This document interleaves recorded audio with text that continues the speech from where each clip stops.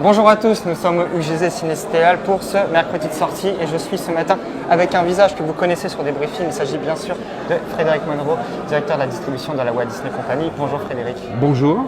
Nous sommes donc ce matin au Hall pour parler de la sortie événement de la semaine, que dis-je du mois, Black Panther Wakanda Forever. D'ailleurs on ne dit pas Black Panther 2, on dit Black Panther Wakanda Forever. Tout à fait, tu as raison. Film dont la sortie était, on va dire, un peu en attente, avec une gestation compliquée, puis finalement il est là, au Hall et partout en France aujourd'hui. Oui, une gestation compliquée comme tout le monde le sait, donc je ne vais pas trop revenir dessus. Mais surtout, c'est un plaisir aujourd'hui d'être là, de voir le film sortir dans les salles. Et c'est un plaisir avec les équipes, parce que franchement on a sorti ce film en 3 semaines, puisque la confirmation de notre sortie en salle a eu lieu de façon très tardive, suite aux discussions tardives sur la chronologie des médias en France.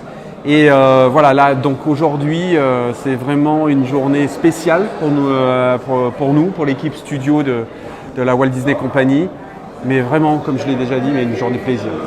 Et c'est une journée spéciale pour le marché de manière générale, parce que cette sortie, elle était attendue évidemment par les fans de Marvel, évidemment par tous les spectateurs, mais évidemment aussi par tous les exploitants. Oui, et c'est là aussi je les remercie parce que en quelque sorte ils ont attendu notre décision et dès la confirmation on a pu travailler avec eux sur un film qui est une durée longue puisqu'il fait 2h40, donc c'est pas facile à mettre en place un film de 2h40. Donc, et là je vois avec les premiers chiffres de ce matin que non seulement on est bien positionné, mais ça profite également à l'ensemble du marché. Tout le marché remonte et je crois que c'est une des plus grosses journées de plus gros démarrage, un plus gros démarrage sur les halles depuis le début de l'année. Donc voilà, c'est super. Ouais, on a plus de 600 ce matin au cumul des entrées sur les 27 salles. C'est un des chiffres les plus forts de l'année. On va en reparler justement tout à l'heure quand on fera le débrief des chiffres. Mais pour revenir sur Black Panther, c'est aussi un film qui va accompagner le marché, qui va driver tout le marché jusqu'à la fin de l'année et jusqu'à aussi un autre film très fort qui va arriver à la mi-décembre. Oui, ça nous permet de travailler encore mieux et de préparer encore mieux notre prochaine énorme sortie qui est Avatar, la voix de l'eau, qui n'est pas Avatar 2, décidément. là aussi. et ça, on l'espère et on voulait cette dynamique pour pouvoir créer ce méga événement du 14 décembre où on espère que les spectateurs de cinéma vont vivre une expérience unique dans un lieu unique comme la salle de cinéma. On prépare cette sortie très complexe, vraiment très complexe à faire vu le nombre de versions qu'on va avoir sur ce film, puisqu'on veut que l'expérience soit la plus totale et la plus immersive possible pour les spectateurs et que donc on essaye de faire en sorte qu'on ait une version du film qui s'adapte à la salle où il est projeté. Donc ça demande beaucoup de préparation en amont et les livraisons de toutes ces versions vont prendre du temps dans un temps très court. Donc voilà, donc Black Panther nous permet de préparer tout ça. Et de dynamiser le marché, on l'espère pour de nombreuses semaines, avec un week-end du 11 novembre, là quand même, c'est une bonne date aussi le 9, avec ce week-end qui on espère va être bon pour tout le monde, et notamment pour Wakanda Forever. Oui, qui est historiquement la journée du 11 novembre et éventuellement aussi le week-end qui suit, c'est historiquement des moments très forts pour l'exploitation française, qui génèrent énormément d'entrées à ce moment-là. Oui, il ne faut jamais parler de trop de météo ou donner des raisons de météo quand on fait notre métier, mais quand même, on est en plein automne. Les températures ont baissé à nouveau, donc on est sur un week-end qui s'annonce énorme. Et je pense que lorsque l'offre est là, et c'est ça qui est important à souligner, je pense qu'on est tous en train de le réaliser, on est dans un marché d'offres.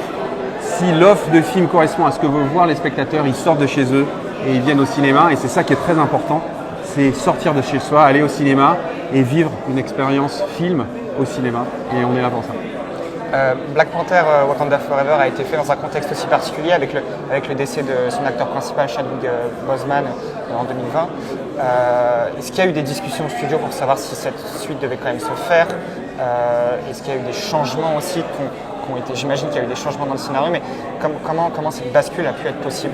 Alors, comme vous le savez, nous, comme tu le sais, on travaille avec tous nos studios. On est plusieurs. Donc Marvel est une entité propre au sein de la Walt Disney Company. Très rapidement, ils nous ont dit que, bien entendu, qu'avec la malheureuse mort de Chadwick, ils allaient adapter le storytelling autour et leur tout, pas que le film Black Panther, mais tout ce qui est les phases du MCU avec cette triste nouvelle. Et donc on a une confiance totale en Marvel. On sait qu'ils ont une vision vraiment fine et cohérente de leur univers. Et quand vous verrez le film, vous verrez qu'il y a non seulement l'hommage, un bel hommage, mais également il y a tout ce qui est d'actualité. Il y a un vrai rôle des femmes dans ce film. Et oui, on parle de la succession et comment assumer la succession dans une famille royale et dans un univers comme le MCU.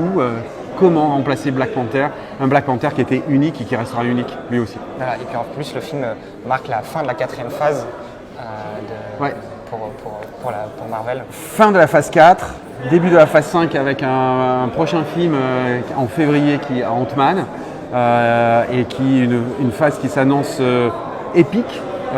Comme on en a connu avec notamment la phase 3 et la fin de la phase 3 avec les Avengers. Donc là, à nouveau, des Avengers arrivent. Donc l'univers Marvel est fort. Et lors de notre avant-première lundi, on a dévoilé également une bande-annonce d'une série Marvel qui est Secret Invasion, très attendue par les fans. Sur Nick Fury, et qui a été très bien accueilli par les fans lundi soir. J'étais là, il y a eu des vivas dans la salle. Ouais. Donc voilà, donc l'univers Marvel est là et démontre aussi qu'il y a une vraie... que la plateforme n'est pas contre le cinéma, mais complète ce qui se passe au cinéma et qui peut avoir une interaction positive pour plaire aux spectateurs et faire que les spectateurs viennent au cinéma pour voir des films et continuent à être dans cet univers avec des séries. Voilà, en tout cas, Black Panther Wakanda Forever, c'est aujourd'hui dans toutes les salles françaises, on peut dire. Et merci Fred pour ces quelques mots et puis on vous souhaite le meilleur pour la fin d'année. On va tout faire pour. Merci. À bientôt sur Débriefing.